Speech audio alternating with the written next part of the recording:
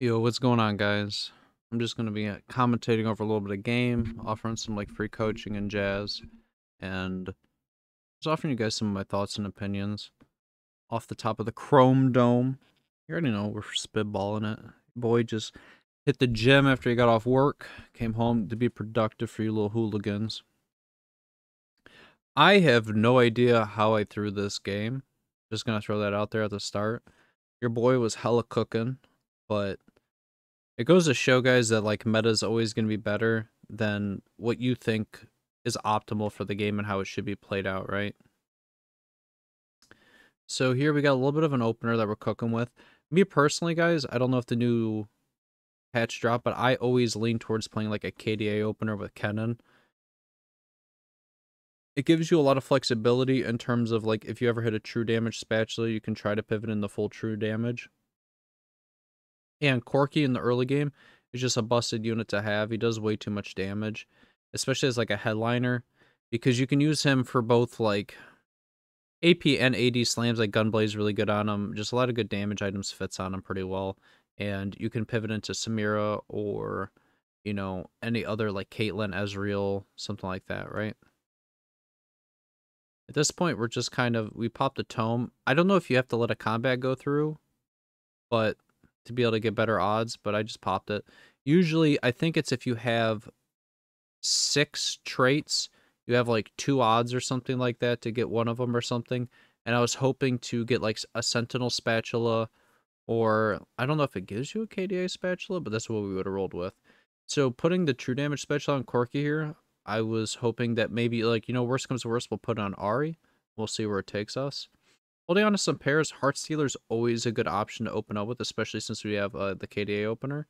But now we're starting to see, you know, the Bermuda Triangles aligning in our like head.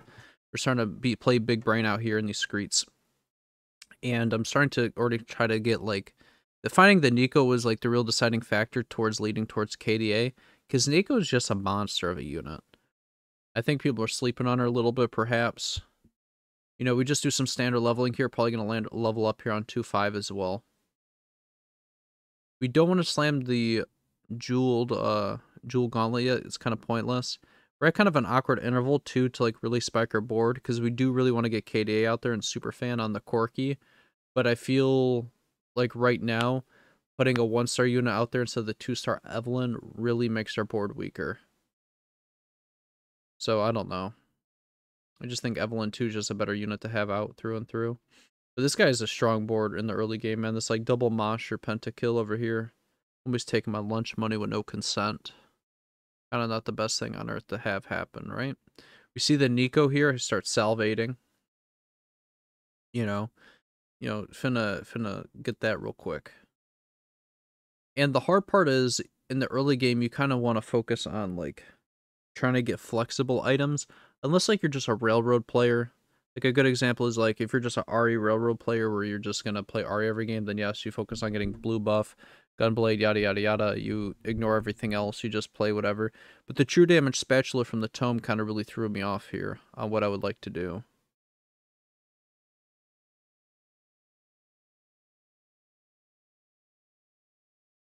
At this point now, our board's like pretty strong. For stage 2, this is a giga strong board. We have 3 upgraded units with decent items too, and we gain like a bonus from the super fan. So right now we're out here, dude. We're the schoolyard bully, and I don't think anybody's gonna be really able to contest with us. I think we would 5 streak here if we didn't lose that last combat to this homie with the Mosher, with the Garen and all that jazz. The biggest thing I was thinking about is whenever I can sell the headliner Corki, maybe I could make Stegard on like the Nico up front to be able to get the most out of her, because really the comp is kind of standardized around having Nico being like thicker than a bowl of oats, you know? We got the Lulu on lock. Now there's a few ways you guys can play KDA. You can play the standardized normal version where you're rocking like Ahri and 3 items, which would be blue buff, gunblade, and like Nashor's Tooth or whatever. Or you could be rocking the other new version that I've been playing. I've seen some people make videos on it too, but headliner Lulu and going for Lulu 3-star. Now that's a new version out here. We see these items, none of these are really good, and the reason why I went with the Eternal Winter on Nico is one great frontline item, and for her not being upgraded, it makes her really tanky and stabilizes. But also, all these other units have to stay on my board. You know, because even Evelyn, because you never know if you're going to get like another KDA to replace her. And I don't want to slam a permanent item on a, permanent unit that I don't want to have the item on. Like, it's fine with replacements, right? All these are pretty bad. Big grab bag's the only real optimal one. Pandora's is fine because we have so many components on bench, but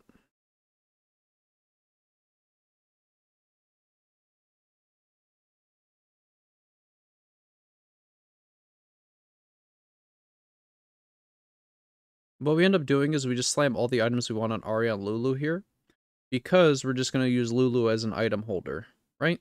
So I talk a lot in my videos about presenting strongest board, and in this case we ended up doing it. Do I think that it's good to put these items on Lulu? Probably not. You know, we're always going to make 10 gold here. Leveled up on 3-2 standard leveling. Now, I tend to start holding. Now, here's a good rule of thumb. Are you ever going to hit Echo 3? Hell no. Unless you got like a lot of like 3-star Nikos, because Echo is one of the most contested units in the game right now. But what I did realize is nobody really touches Nico with a 10-foot pull anymore ever since they like nerfed Jazz. So I've been able to sneak away a lot of games with hitting Nico 3 and Lulu 3, right? I'm over here teaching the forbidden technology before it's even mainstream. That's all I know. Just keep making 10 gold where you can. Usually if you guys are like wondering whether you should hold on to a unit or like make 10 gold, unless it's like a legendary, man, or like a really low tier 1 cost that you need as like a synergy bot enabler that you know you're not going to find ever again when you start leveling up, you really should just sell the unit and like cycle to refine it later on, right? And then what we do is we back row all these units so we gain more value out of the Gargoyle and the Nico, right? So even though she's staggered up at the front, so she gains the Gargoyle value from everybody targeting her, because she has no magic resist on her right now. We really want to get the most amount of magic resist we can on her. And then on top of it, she gets the Eternal Winter, everybody that's targeting her. So that's like giga huge frontline energy. We also got the Lulu able to heal her too, with the Gunblade in the back. So we're new boot goofing. We're having a good time right now. And we're going to just keep pumping levels. Usually on 4-1, if you guys have a lot of gold and you know you're going to be contested, you guys are going to want to sell your headline and roll down for whatever 2-star 4 cost you want. Standardized, usually you'd wait to 4-2. That way you don't nuke your whole econ. You're able to get a few more rolls. But if you are getting contested, man, there's a finite amount of 4 costs in the pool. And if you got like 2 Ahri players, let's say, in the lobby, you know, they're taking 6 Ahris out of the pool each on top of whatever else they're holding, right? And it starts becoming a little shaky when you want to hit what you want. So you kind of have to pay attention on the right-hand side when you see these people power leveling, like what they're doing.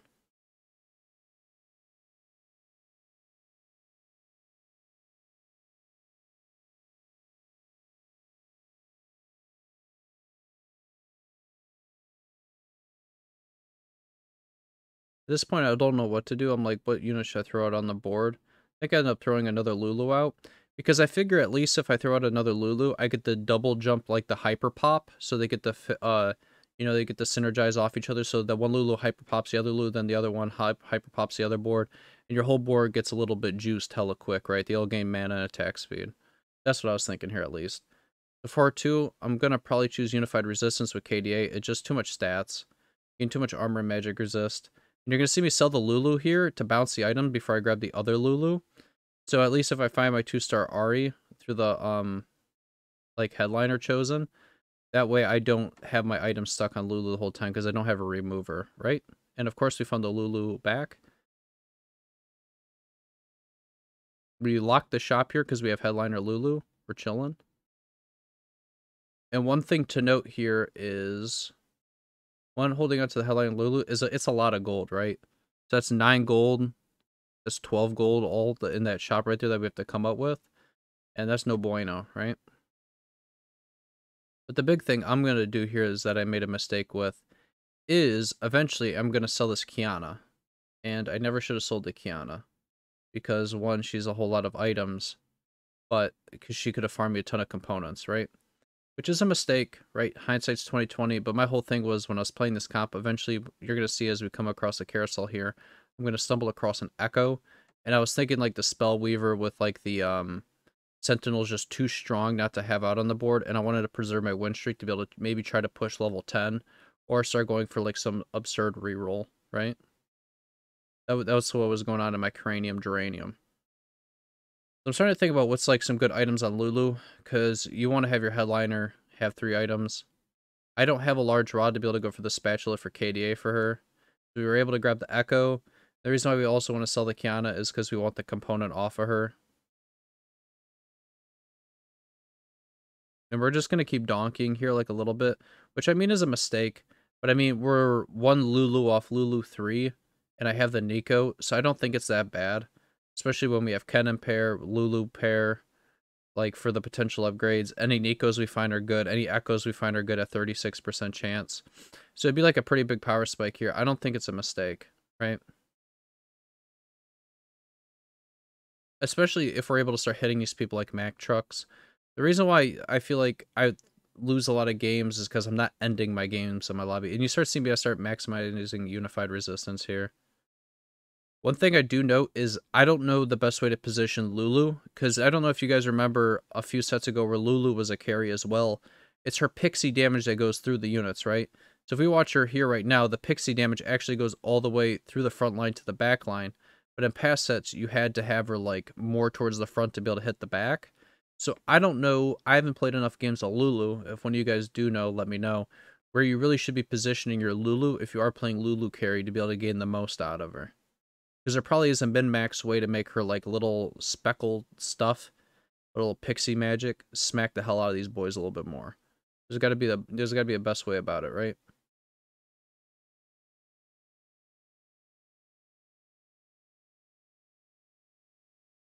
And we're just probably gonna keep donking here. 20 gold. Probably passed up on RE3 already.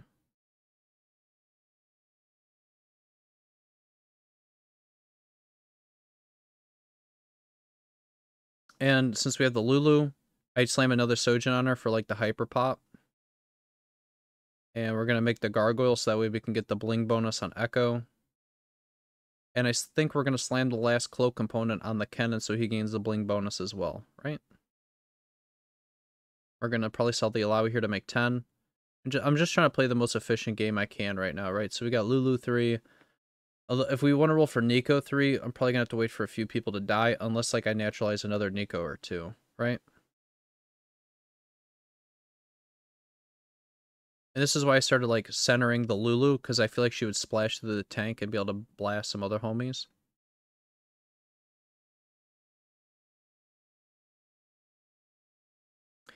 If you guys are wondering, I think 5-5 is actually when people go level 9. And as you can see, we're dead broke because I rolled so much gold like an idiot. But I figure like at this point, like this ensured my top 4. Like there's no reroll comp from low tier that's just going to make me go 5th at this point. I had such a big HP lead, I should have just kept my gold high and tried pushing 9. But I don't know. Whenever that ends up happening, whenever I have a huge HP lead and I don't try to go for like some kind of like big win con, like in this case Lulu 3, I feel like I get hit for so much and I just end up going 5th that I don't know, I don't like it anymore. I don't like pushing like really high levels and like YOLOing for a 2-star Lawi or like a 2-star Sona and then I don't have the items I need on like let's say Sona. You know, in the past video I made a comment about how I don't think Sona's actually good, and some people were commenting saying that Sona's actually like giga good. But my whole thing is I think anything with a 200 like mana bar unit to cast, it takes like the whole fight to cast unless you have like Sojin and Rageblade on her. I don't know, I don't think it's very good. I think the fights end like super quick. As you can see like here, like this Riven's like insta dashing to my backline and deleting everything. I don't even think Sona would have casted in this fight. There's other units I just think are just innately better. Like, at least Alawi for sure. At this point, you can see I have enough HP. I already hit my Lulu.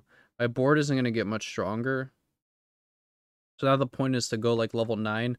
Maybe hit the Nico too. And I kind of want to tech in, like, another legendary. If I could find the Kiana again, that's Crowd Diver and True Damage, which would be really good to put in. But I don't think I ever find another Kiana. I could be wrong. Find out on the next episode of Dragon Ball Z. And we hit the upgraded cannon at 5.7. That's bussin'. You guys don't know nothing about that 5.7 cannon power spike. That's all I know.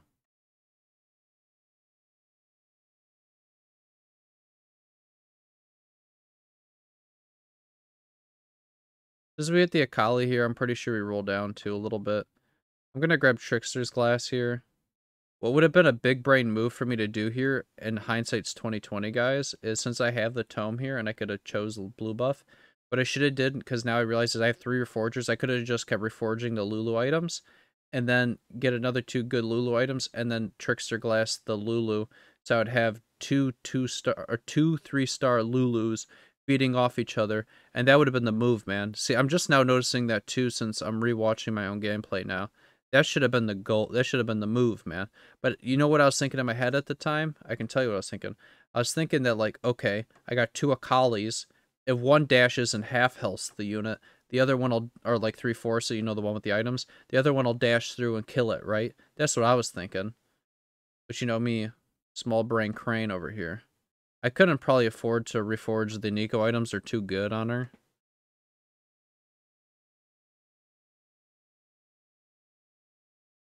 So we're one off the Nico.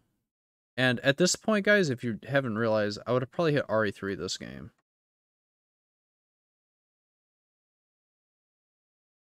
I'm trying to position so the Akali dashes through and kills the Kate. I'm thinking, like, this is, like, enough to win, right? But I don't even know. My units are evaporating. And this is what I mean by meta, guys. Like, I have 2... I wanted to mention this. I have 2 3-star 3 costs with, like, Gigabyss items. And it's still not enough. Like, it's still not enough. And this guy has 1 3-star 3 cost, which is just Riven, and it still ain't doing it. And at this point, I was like thinking to myself, okay, maybe I just need to have 5 Spellweaver out, right? Because it's Spellweaver Lulu, have the Spellweaver Sona, you know, be able to, like, get the most out of this today.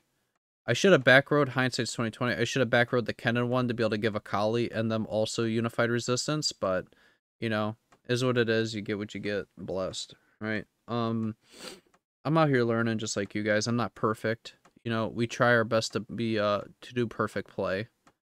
And as you can see, I'm starting to, like, what I should have did was, and you know, I keep saying hindsight's 2020, but I really should have moved my units to where I'm same siding as the Riven, so like the Lulu and the Ahri are both hitting her at the same time. And I do it for one fight, and I think I like delete the Riven, but it's still not enough. I don't know why this guy's comp did so much just damage. I feel like my board's much more max cap, but I mean, I know Riven got a buff, or at least like the numbers are in his favor. I had the Ahri or the Sona out for a few turns for the Spellweaver. I don't think it's enough.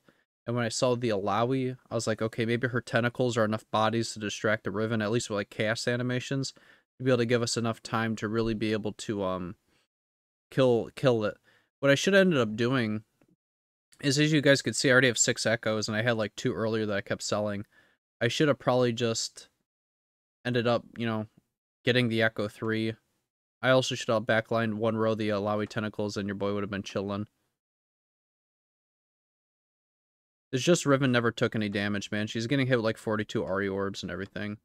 But that's how I got second. I can't seem to get first. I think hindsight's 2020. In this set, guys, the best move is always just to push high levels like level 10 if you have a high win streak like that, and just force all legendaries.